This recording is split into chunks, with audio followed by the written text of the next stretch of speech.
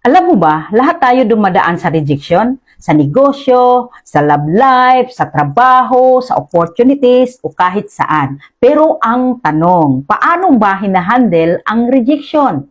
Kasi hindi naman ang rejection ang pumapatay sa pangarap ng tao, kundi kung paano sila tumugon dito. Una, tanggapin. Huwag i-deny. Unang-una, pag na-reject ka, masakit talaga. Hindi ka plastic kung masasaktan ka. Hindi ka mahina kung iiyak ka. Pero ang mali, kapag ginawa mo na itong dahilan para sumuko. Malungkot ka, okay lang, pero huwag mong tirhan. Parang sugat yan, kailangang linisin, hindi takpan lang.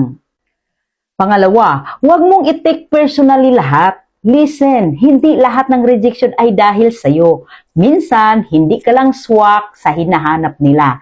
Hindi ka pa nila gets o maling timing lang talaga. Pero hindi ibig sabihin nun, wala ka ng kwenta. Ang ibig sabihin nun, hindi pa dyan ang place mo. Pangatlo, gamitin ang rejection bilang training. Ang mahihina, nadudurog sa rejection. Pero ang malalakas, lalo silang tumitibay. Tanungin mo sarili mo, ano ba ang pwede kong i-improve? Saan ako nagkulang? Ano ang lesson dito?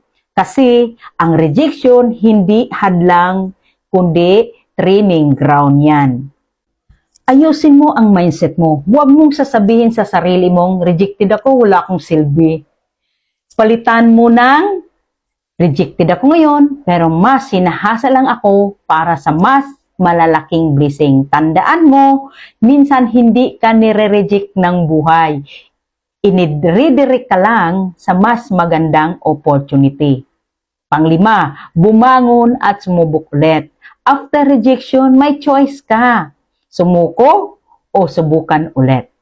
Ang pinagkaiba ng successful at hindi talino.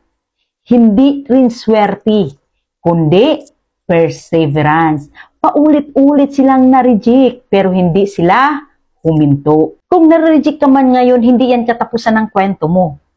Chapter lang yan. Transition. At tandaan, ang rejection, hindi yan sign para sumuko, kundi signal para mas mag-level up. Kaya next time na ma-reject ka, ngumiti ka. Kasi ibig sabihin, malapit ka na sa breakthrough mo. May kakilala ka bang mabilis manghina pag na-reject? Tag mo or i-mention mo siya sa comment section. See you in my next video.